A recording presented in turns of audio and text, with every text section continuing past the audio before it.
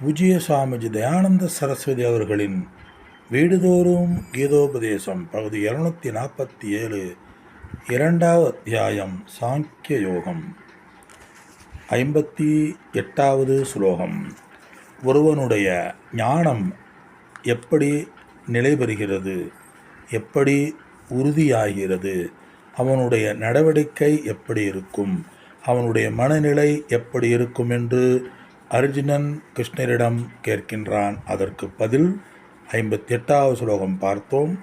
மேலும் எப்பொழுது இவன் ஆமை தன் அவயவங்களை எல்லா பக்கங்களிலிருந்தும் இழுத்து கொள்வது போல இந்திரிய விஷயங்களிலிருந்து இந்திரியங்களை இழுத்து கொள்கிறானோ அப்பொழுது அவனுடைய ஞானம் உறுதி பெற்றதாகிறது.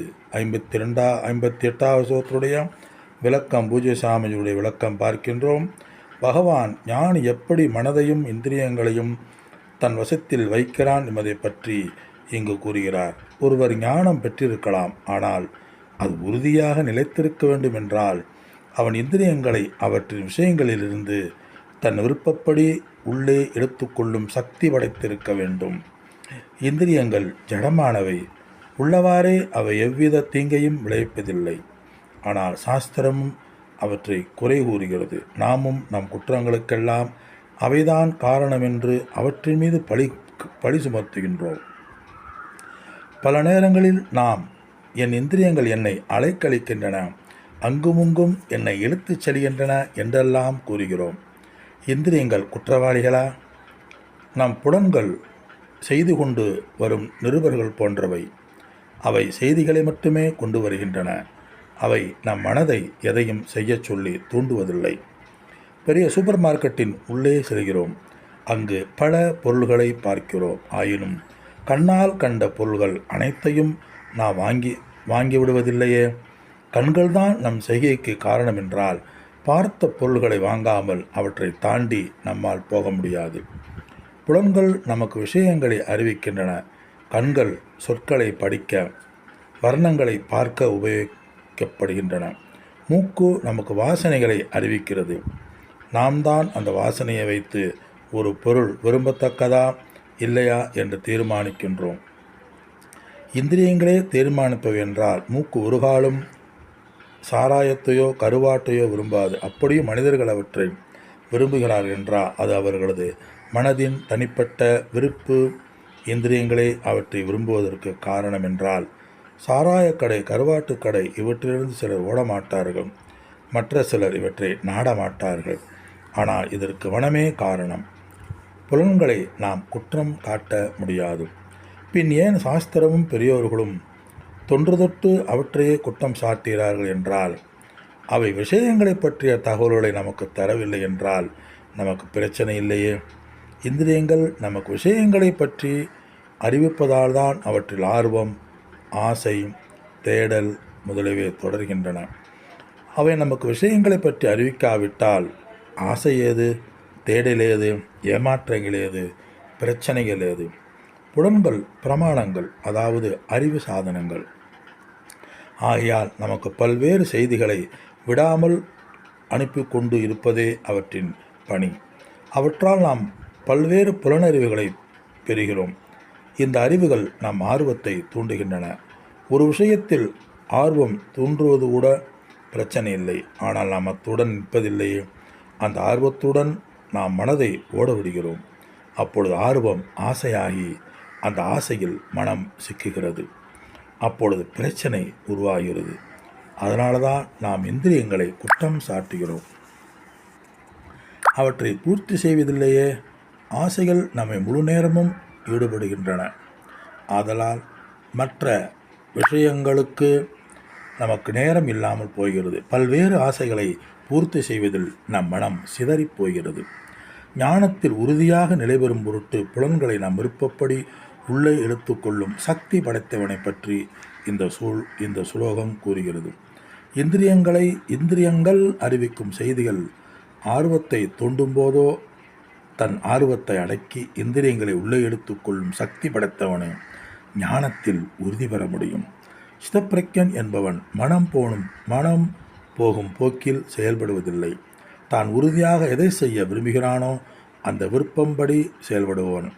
அவனது விருப்பமோ என்றும் தர்மத்தை ஒட்டி உள்ளது. விருப்பப்படி என்பதற்கு இங்கு என்ன பொருள் என்றால், நாமே நம் செயல்களை தீர்மானிக்கிறோம். நம் தீர்மானம் சரியாக இருக்கலாம் அல்லது தவறாக இருக்கலாம். ஆனாலும் தீர்மானம் செய்வது நாம் தான், நாம் ஆசைகள் அல்ல. தன் விருப்பப்படி தீர்மானம் செய்தபின் அந்த தீர்மானத்திற்கேற்ப தன் இந்திரியங்களின் போக்கை கட்டுப்படுத்த தெரிய வேண்டும். அப்படிப்பட்டவன் இந்திரியங்களின் வசத்தில் அகப்படுவதில்லை. அதாவது அவனுடைய இந்திரியங்கள் திசைகட்டு தெரிவதில்லை. இதனால் அவன் தன் ஞானத்தில் உறுதி பெறுகிறான். இந்திரியங்களை கட்டுப்படுத்துவதால் ஞானியாக முடியுமா? இங்கு பகவான் ஞானத்தில் உறுதி பெறுபவனின் இலக்கணத்தை கூறிக்கொண்டு இருக்கிறார். இந்திரியங்கள் வசத்தில் வைப்பவனை பற்றி அல்ல. இதை நாம் நினைவில் வைத்து கொள்ள வேண்டும். இல்லாவிடில் இந்திரியங்களை வசப்படுத்துவோர் எல்லாம் ஞானிகள் என்று ஆகிவிடும். ஞானத்தில் உறுதி பெற்றவனும் ஞானமடைந்து அதில் உறுதி பெற முயல்பவனும் தான் விரும்பும் பொழுது இந்திரியங்கள் விஷயங்களில் பின் ஓடுவதிலிருந்து தடுத்து நிறுத்தும் சக்தி படைத்திருக்க வேண்டும். இந்த சக்தி சிதப்பிரக்கிடம் இயல்பாக அமைகிறது. ஞானத்தில் ஸ்திரத்துவம் அடைய விரும்புபவர்கள் அதை தன் முயற்சியில் அடைகிறார். கிருஷ்ணர் இங்கு ஆமையை உதாரணமாக கூறுகிறார். அபாயம் நெருங்கையில் ஆமையால் விரைவாக நகர்ந்து தன்னை காப்பாற்றிக் கொள்ள முடியாது.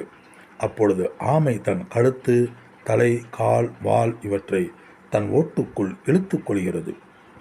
ஓட்டினுள் தன்னை சுருக்கிக் கொள்ளும் பொழுது மற்ற பிராணிகள் அதை எளிதில் மோப்பம் பிடிக்க முடியாது. இது ஆமைக்கு இறைவன் கொடுத்த வரம்.